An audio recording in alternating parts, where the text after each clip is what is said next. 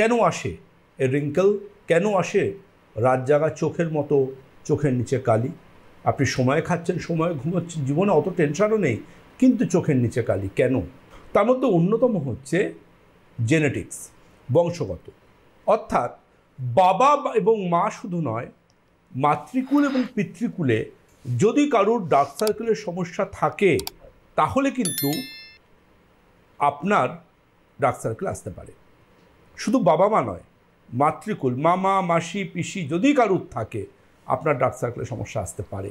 সুতরাং প্রথম আপনার ডার্ক সার্কেলের সমস্যা কিছুতেই কন্ট্রোল করতে পারছেন না, তাহলে কিন্তু আপনি প্রথম দেখুন আপনার রিলেটিভদের মধ্যে, কাছের রিলেটিভদের মধ্যে কারোর ডার্ক সার্কেলের এই ধরনের সমস্যা রয়েছে কিনা। কারণ ডার্ক সার্কেল দুটো চোখেই আসবে, ইন্ডিভিজুয়াল একটা চোখে আসবে না।